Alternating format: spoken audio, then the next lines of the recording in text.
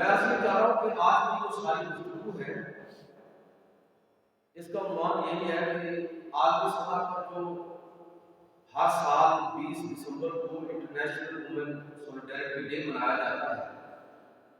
تو بظاہر تو اس کا شعور مغرب کی طرف سے دیا جا رہا ہے کہ عالمی یکجہتی کا یعنی انسانی یکجہتی کا عالمی دن،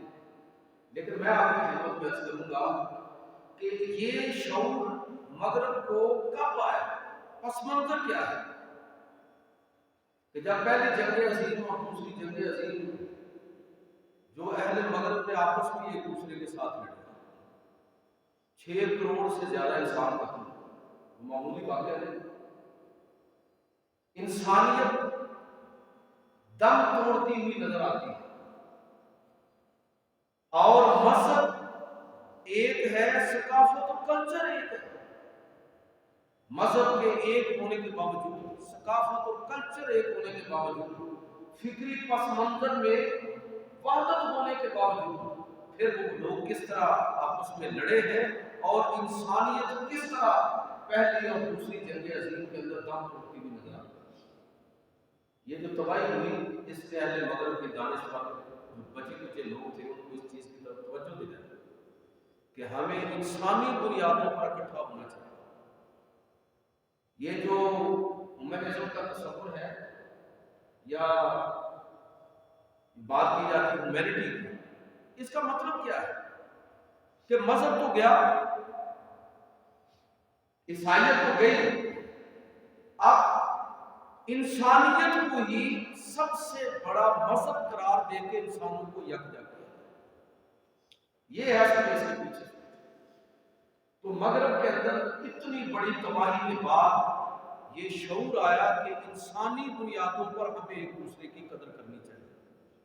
لیکن میں قربان جاؤں محمد عربی صلی اللہ علیہ وسلم پر کہ آپ نے 14 صدیاں پہلے جس دین کی طرف لوگوں کو بلایا، وہ دین وہ ہے کہ جو لوگوں کو ایمان اور عقیدے کی بنیاد پر بھی اکٹھا کرتا ہے اور انسانیت کی بنیاد پر بھی اکٹھا کرتا ہے۔ یعنی ہم اس سے کہیں پہلے انسانی یکجہتی کا تصور رسول اللہ صلی اللہ علیہ وسلم سے قرآن کے ذریعے، آپ کی سنت اور طریقے کے ذریعے ہم سیکھ چکے ہیں، لیکن ضرورت اس عمل کی ہے کہ اس سبق کو ہم بھی دہرائیں اور دنیا کو یہ میسج دے کہ تم جس انسانی یکجہتی کی بات کر رہے ہو اس کے اندر آج بھی بڑے خلاف ہیں، آج بھی اس کے اندر بڑی خرابیاں ہیں۔ اگر تم انسانی یکجہتی کے حوالے سے ایک کامل اور مکمل تعلیم کے واقعہ کرنے کی خواہش رکھتے ہو تو وہ تمہیں رسول اللہ صلی اللہ علیہ وسلم کی اسلام میں ملے گی، قرآن میں ملے گی۔ آپ دیکھیے کہ میں 2-3 نکات آپ کی خدمت میں جو عرض کروں گا، اس میں پہلا نکتہ تو یہ سمجھنے والا ہے کہ انسانیت یہ اسلام میں ہم کو سکھا ہے۔ ایک صحیح سچا اور پکا مسلمان وہ صرف محدود معنوں میں مسلمان معاشرے کا فرد اپنے آپ کو نہیں سمجھتا۔ یاد رکھیے کہ مسلمان اپنے آپ کو عالمگیر معاشرے اور سارے انسانی معاشرے کا فرد سمجھتا ہے، رکن سمجھتا ہے۔ قرآن مجید فرقان حمید کے اندر اللہ تعالیٰ نے سارے انسانوں کو جو فکری بنیادیں ان کی جو ذکر فرمائی تو فرمایا یا ایھا الناس اتقوا ربکم الذی خلقکم من نفس واحدہ، اے لوگو اللہ سے ڈرو جس نے تمہیں نفس واحدہ سے پیدا کیا، اور دوسری جگہ فرمایا کہ هو الذی انشأکم من نفس واحدہ، کہ وہ اللہ کی جس نے تم کو ایک جان سے پیدا کیا۔ یعنی اگر آپ دیکھیں کہ انسان اپنی پیدائش کے اعتبار سے نسلی وحدت، قرآن اس کی نسلی وحدت کا تذکرہ کر رہا ہے، تو یکجہتی کی سب سے بڑی بنیاد ہوئی کہ سارے انسان آدم علیہ السلام کی اولاد ہے، ایک انسان کی اولاد ہے، ایک ہی جان سے اللہ تعالیٰ نے تمام انسانوں کو پیدا کیا، اور پھر اگر ان میں سے کوئی ادھر ادھر ہو بھی گئے ہیں تو یہ بات ذہن میں رکھنے کی ضرورت ہے کہ سارے انسانوں کو اللہ تعالیٰ نے صحیح درست اور فطرت سلیمہ پر پیدا کیا ہے۔ قرآن مجید میں اللہ تعالیٰ فرماتا ہے کہ فطرت اللہ التی فطر الناس علیہا لا تبدیل لخلق اللہ، کہ اللہ نے انسانوں کو فطرت پر پیدا کیا ہے اور وہ فطرت تبدیل ہونے والی نہیں ہے۔ انسان کی فطرت ہمیشہ وہی ہے، ثابت اپنی اصل کے اعتبار سے۔ جب تک انسان اپنے ہاتھوں سے اس فطرت کا گلا گھونٹ نہ دے، وہ تبدیل ہونے والی نہیں، وہ ختم ہونے والی نہیں، اور وہ فطرت ثابت ہے۔ اس کا مطلب یہ ہوا کہ تمام انسان چاہے کوئی بھی مذہب رکھتے ہوں، اپنی اصل کے اعتبار سے ایک نسل سے تعلق رکھتے ہیں، اور اپنی فکر کے اعتبار سے ہر انسان صالح فکر لے کر پیدا ہوتا ہے۔ اچھا، اس کا مطلب یہ ہو جب اصل انسان کی یہ ہے تو پھر انسان سے نفرت کیسے کی جا سکتی ہے؟ یہی وجہ ہے کہ اسلام انسان سے نفرت کرنا نہیں سکھاتا۔ عقیدے اور مذہب کی بنیاد پر آپ کسی شخص سے نفرت نہیں کر سکتے، اختلاف کر سکتے، نفرت نہیں کر سکتے۔ قرآن مجید فرقان حمید کے اندر اللہ تعالیٰ فرماتا ہے کہ وَمَا كَانَ النَّاسُ إِلَّا أُمَّةً وَاحِدَةً فَاخْتَلَفُوا، کہ ہم نے انسان کو ایک ہی جماعت بنایا۔ آدم علیہ السلام آئے، ایک ہی جماعت تھی، ایک ہی دین تھی، پھر لوگوں نے اختلافات کرنے شروع کیے، تو اللہ تعالیٰ نے جبراً ان کو ایک جماعت کے اندر نہیں رکھا، بلکہ ان کو حق اور اختیار دیا۔ اگر اللہ تعالیٰ لوگوں کو اختیار دے رہا ہے کہ وہ جو رائے رکھنا چاہیں رکھ لیں، جو عقیدہ اور مذہب اختیار کرنا چاہیں وہ کر سکتے ہیں، لیکن صحیح کیا ہے وہ بھی بتا دیا، پیغمبروں کے ذریعے حق کو بالکل واضح کر دیا، لیکن انسان کو ارادہ اور اختیار بھی دے دیا۔ تو آپ مجھے یہ بتائیے کہ جب انسان اپنی اصل کے اعتبار سے اس طرح کی وحدت کے اندر پرویا ہوا ہے، تو پھر انسانیت کا اور انسان ہونے کا ناطہ یہ ہے، تقاضا یہ ہے کہ ہم کسی بھی دوسرے انسان سے اختلاف رکھ سکتے ہیں لیکن نفرت نہیں کر سکتے۔ تو یکجہتی کا سب سے جو کہہ لیجیے کہ صحیح معنوں میں جو اس کی فکری بنیادیں ہیں وہ اسلام نے ہمیں بتایا۔ اور پھر اس سے آگے ایک اور چیز کہ ایک تو بحثیت انسان اپنی اصل کے اعتبار سے سارے انسان ایک ہیں، یہ اسلام کہتا ہے، اور فکری وحدت بھی ہے اور رسمی وحدت بھی ہے۔ لیکن اگر جو لوگ اللہ کے راستے پر ہیں، ایک وہ ہے کہ جنہوں نے اسلام کو دین کو قبول کر لیا، ان کے اندر فکری وحدت اور انسانی وحدت کس درجے کی ہونی چاہیے؟ اللہ رب العزت قرآن مجید فرقان حمید کے اندر ارشاد فرماتا ہے، یہ بہت بڑی بات ہے کہ انما المؤمنون اخوة، کہ پوری دنیا کے مسلمان جہاں کہیں بھی ہیں وہ آپس میں بھائی بھائی ہیں۔ اور اللہ کے نبی صلی اللہ علیہ وسلم نے تو واضح طور پر یہ بیان فرمایا کہ دین کی تعریف کیا ہے، دین اصل میں ہے کیا۔ نبی صلی اللہ علیہ وسلم فرمایا کہ الدین النصیحہ، کہ دین کیا ہے یہ پوچھنا چاہتے ہو، دین خیر خواہی کا نام ہے۔ تو صحابہ نے عرض کی کہ قلنا لمن، حضرت تمیم الداری رضی اللہ تعالیٰ کہتے ہیں کہ ہم نے عرض کی کہ لمن، اللہ کے رسول کس کے لیے خیر خواہی؟ تو آپ صلی اللہ علیہ وسلم فرمایا للہ ولکتابہ ولرسولہ ولعامۃ المسلمین وعامتہ، کہ دین خیر خواہی کا نام ہے، اللہ کے ساتھ خیر خواہی، اللہ کے رسول اور اللہ کی کتاب کے ساتھ، اور مسلمانوں کے صاحبان اقتدار اور اختیار کے ساتھ، اور پھر عام مسلمانوں کی خیر خواہی۔ یہ سب کی خیر خواہی، یہ ہے اصل میں دین۔ تو اس کا مطلب یہ ہوا کہ جب ہر کسی کے لیے خیر خواہی ہی مطلوب اور مقصود ہے، تو مومن ان کے لیے تو جو ایک طرح کی جس کی یکجہتی کی میں بات کر رہا ہوں، تو اس یکجہتی کی سب سے بڑی بنیاد اہل ایمان کے درمیان وہ ایمان اور عقیدے کی یکسانیت کہ تمام دنیا کے اندر جان کے جو مسلمان، اور نبی کریم صلی اللہ علیہ وسلم نے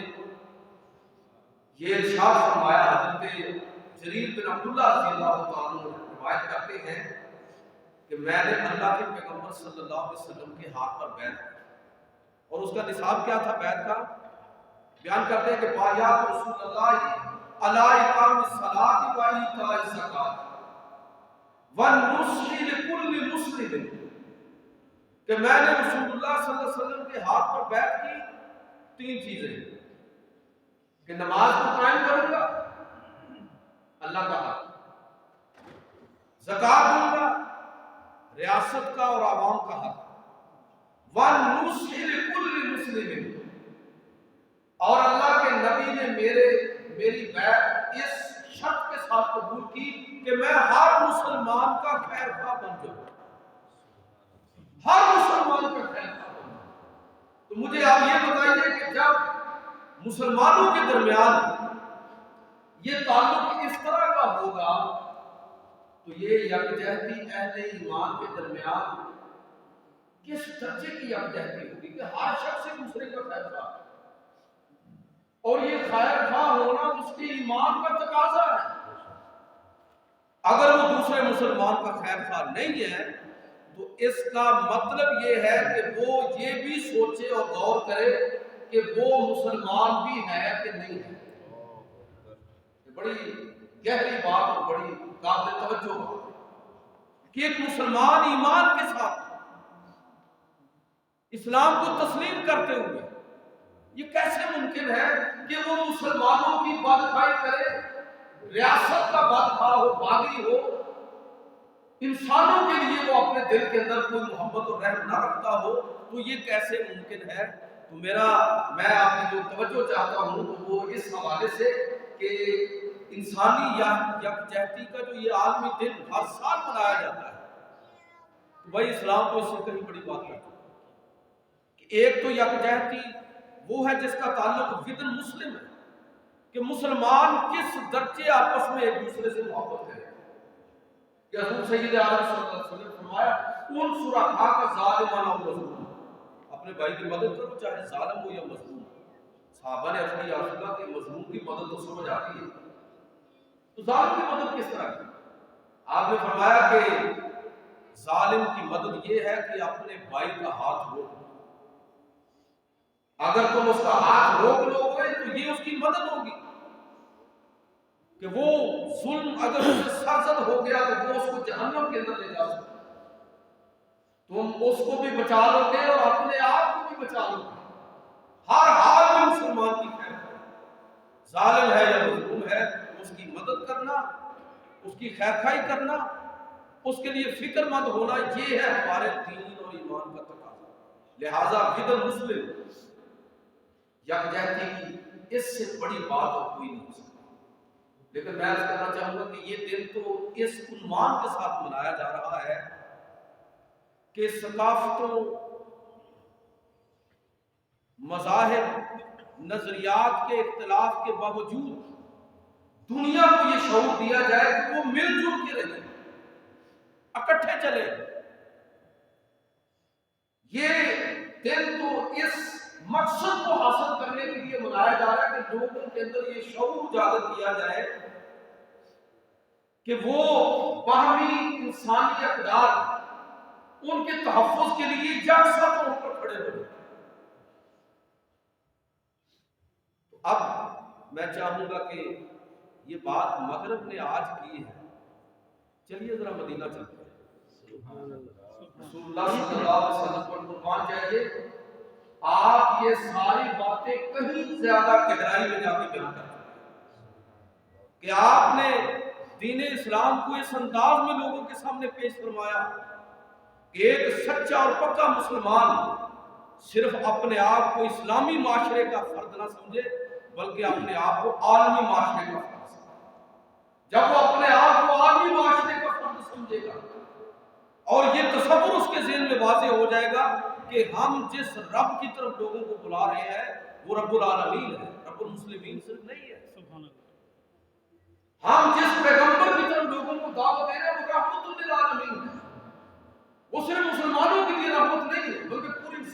لیے راغب کر دیا ہے۔ جو کتاب جس کی طرف ہم لوگوں کو دعوت دیتے ہیں وہ ذکر للعالمین ہے، تمام انسانوں کے لیے تذکیر بن کے آئی ہے، وہ صرف مسلمانوں کے لیے نہیں ہے۔ اب جب مسلمان اس مائنڈ سیٹ کے ساتھ قرآن کو پڑھے، اسلام کو سمجھے گا، تو میں آپ کو یقین دلاتا ہوں کہ وہ صرف مسلم معاشرے کا ایک فرد نہیں ہوگا، بلکہ وہ عالمی معاشرے کا اپنے آپ کو رکن سمجھے گا۔ وہ یہ سمجھے گا کہ صرف مسلمانوں کی خیر سے مطلوب اور مقصود نہیں ہے، بلکہ میں تو اس دین کو ماننے والا ہوں کہ پوری انسانیت کے بارے میں فکر مند ہونا اور پوری انسانیت کے لیے تڑپنا، یہ میرے ایمان اور دین کا تقاضا ہے۔ یہی وجہ ہے کہ رسول اللہ صلی اللہ علیہ وسلم نے جو تعلیمات ہمیں دی، اس میں صرف یہ نہیں ہے کہ یا ایھا الذین آمنوا، اے ایمان والو، اس میں یا ایھا الناس بھی پہنچ جاتا ہے، پوری انسانیت کو مخاطب کیا گیا۔ قرآن مجید فرقان حمید کے اندر اللہ رب العزت ارشاد فرماتا ہے کہ وَقُولُوا لِلنَّاسِ حُسْنًا، لوگوں کے ساتھ، للناس، لوگوں کے ساتھ جب بھی تم گفتگو کرو گے، جب تمہاری آپس میں گفت و شنید ہو، تو تمہارا میرٹ کیا ہونا چاہیے، تمہارا طریقہ کیا ہونا چاہیے، تمہارا اسلوب گفتگو کیا ہونا چاہیے کہ تم گفتگو کرو تو گویا کہ پھولوں آپ کی زبان سے پھول جڑ رہے ہیں۔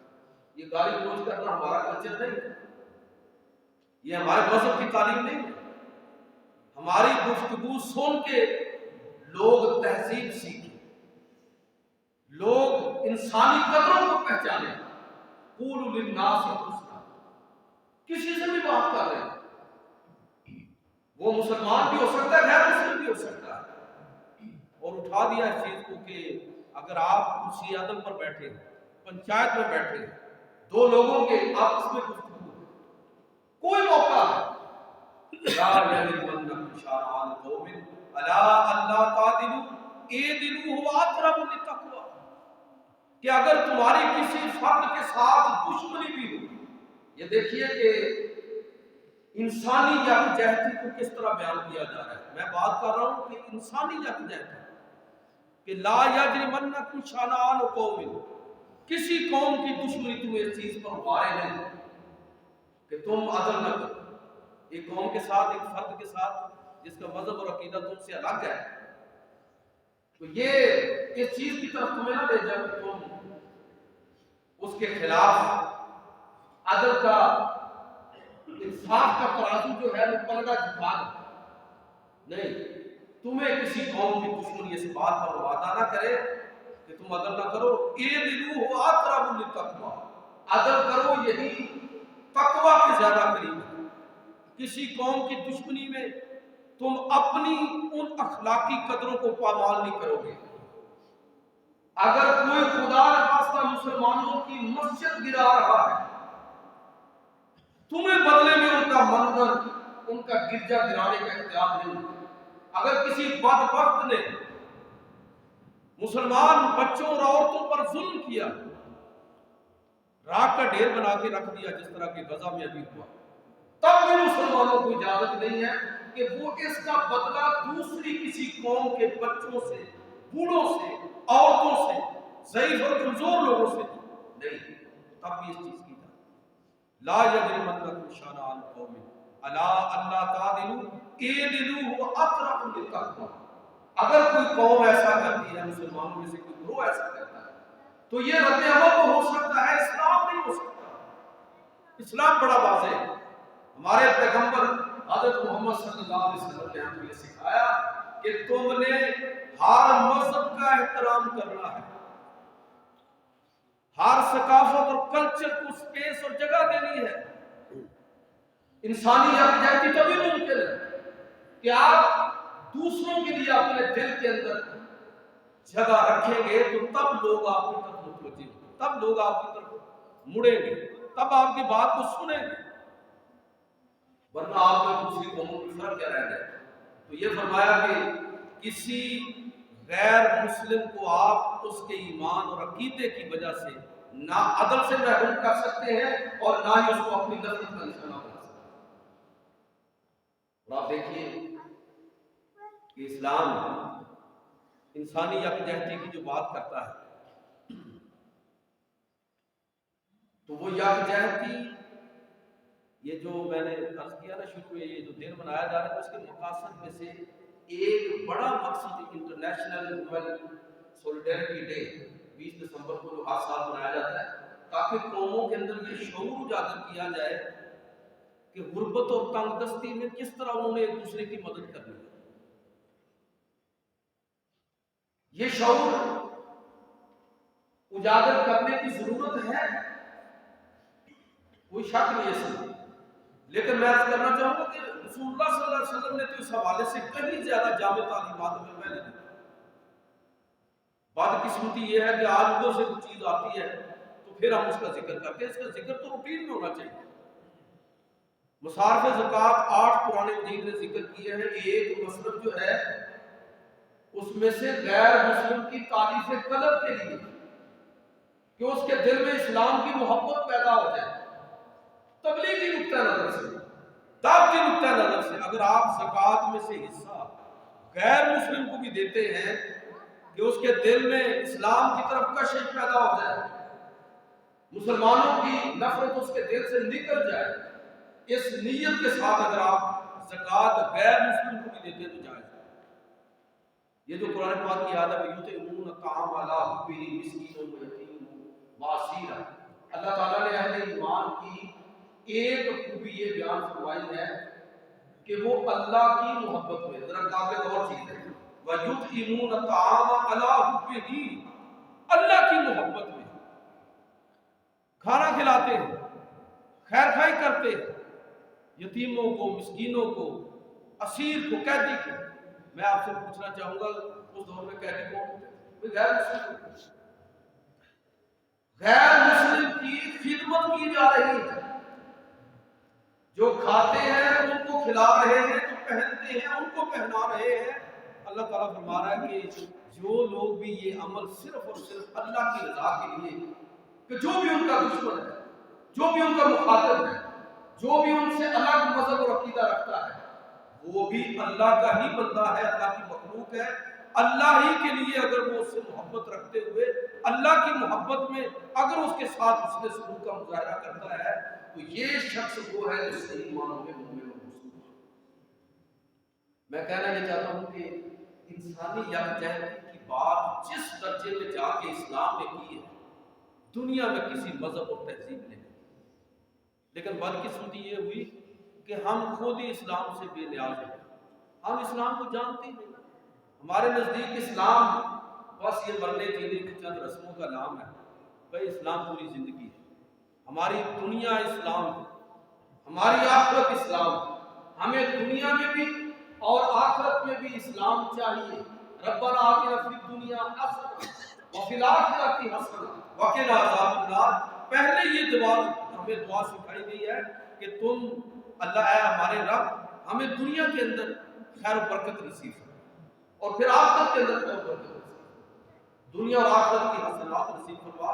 تو یہ تصور اس گہرائی میں جا کے اسلام نے دیا۔ قرآن مجید فرقان حمید کے اندر ایک آیت مقدسہ اس کا شان نزول یہ ہے، سورۃ البقرہ آیت نمبر 272۔ اہل ایمان صحابہ کرام مسلمان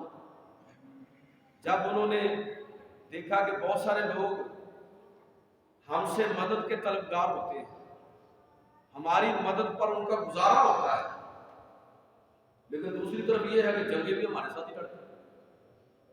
انہوں نے کہا کہ پھر ایسے لوگوں کی مدد کرنے کا تو کوئی جواز نہیں بنتا، روک لی مدد۔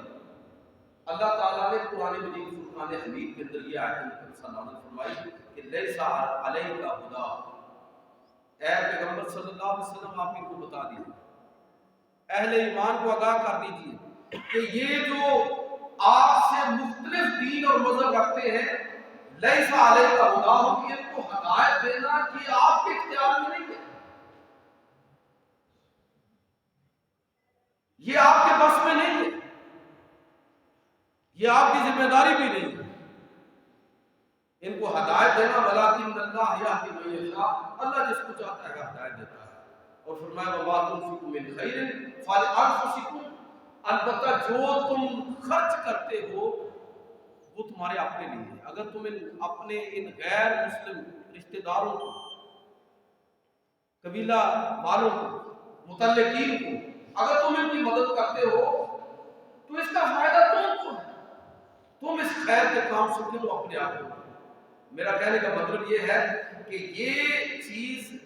اس سے بڑی اور کیا بات ہوگی کہ اسلام تمام انسانوں کے ساتھ یکجہتی کی تعلیم ان کو دے رہا ہے۔ لہذا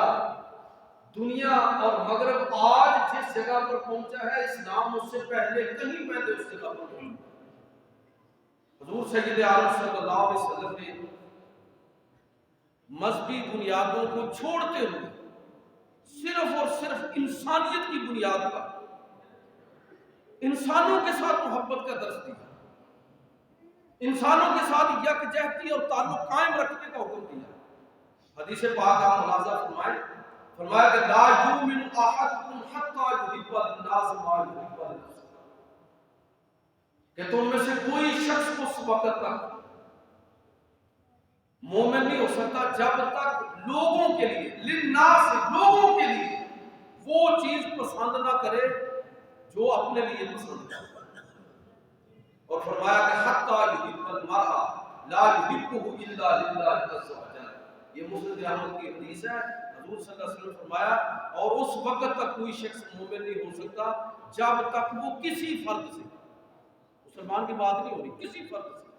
صرف اور صرف اللہ کی محبت میں اس سے محبت کرتا ہے کہ یہ اللہ کی محبت۔ یہی صوفیہ کرام کا طریقہ، یہی بزرگان دین کا طریقہ۔ برے صغیر کے اندر اگر اسلام پھیلا ہے تو وہ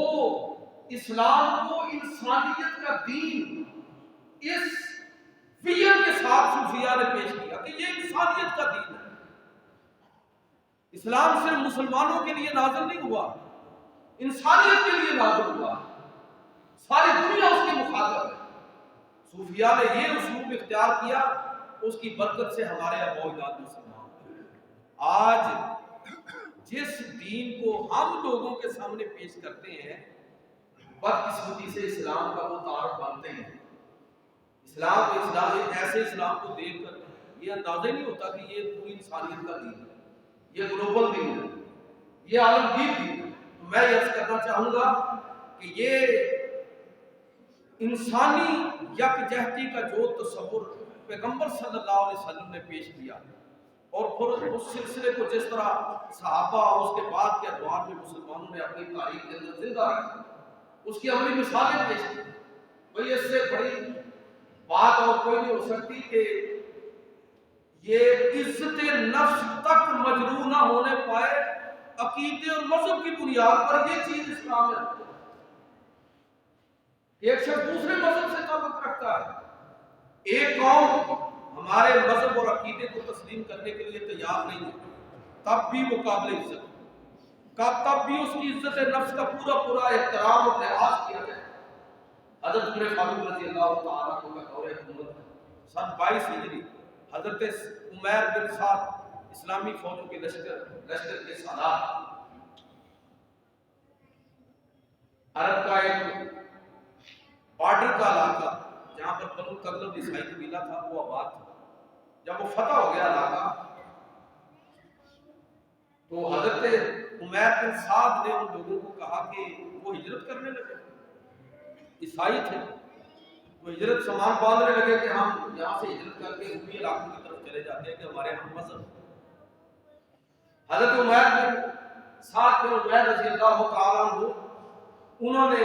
ان کو کہا کہ آپ بھائی یہاں رہے، آپ کیوں جا رہے ہیں، زرعی علاقہ ہے، آپ یہ زمینیں کاشت کریں۔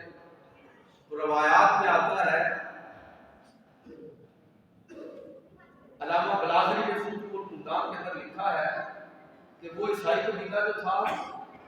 اس کے جو سردار تھے وہ کہتے ہم یہاں نہیں رہے، اس لیے کہ آپ مسلمان غیر مسلموں سے جو ٹیکس لیتے ہیں جزیے کے نام پر، وہ تو ذلت کی علامت ہے، تو ہم یہ ذلت برداشت نہیں کر سکتے، لہذا ہم یہاں سے ہجرت کریں گے اور یہاں ہم رکیں گے۔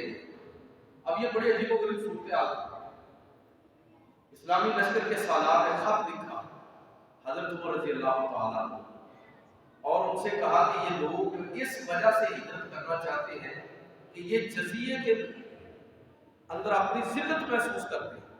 وعدہ تو ہو سکتا ہے لیکن یہ جزیہ نہیں دینا چاہتے, تو جزیے کے لفظ کے ساتھ یہ ذلت محسوس کرتے ہیں. حضرت عمر فاروق رضی اللہ تعالیٰ عنہ نے خط لکھا اور فرمایا کہ آپ ان لوگوں کے ساتھ جزیے کی بجائے معاہدہ کر لیں اور جزیے کا لفظ صدقے کے ساتھ تبدیل کر لیں. اب یہ لکھا گیا کہ ان سے جزیہ نہیں بلکہ صدقہ لیا جائے.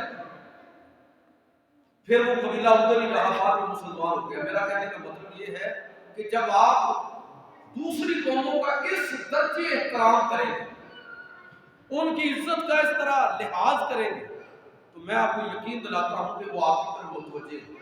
آپ کے قریب آئے گے. بھئی آج عیسائی کمیونٹی یہاں پر بستی ہے, دیانتداری کے ساتھ بتائیے کہ بھئی وہ مسلمان کیوں ہوں, جبکہ حال یہ ہے کہ پہلے تو آپ ان کو اپنے قریب ہی نہیں آنے دیتے. آپ ان کو نجس العین سمجھتے ہیں کہ یہ پلید ہے.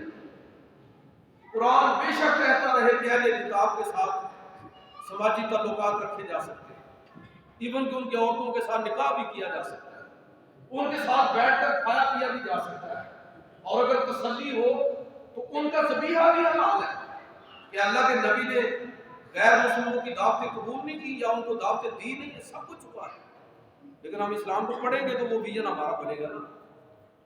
ہم تو سمجھتے ہیں کہ جو ہندو کلچر کے زیر اثر جس طرح ان کے آیا نا کہ دوسری جاتی کا کوئی آدمی کسی چیز کو ہاتھ لگا دے تو وہ برشت ہو جاتی ہے,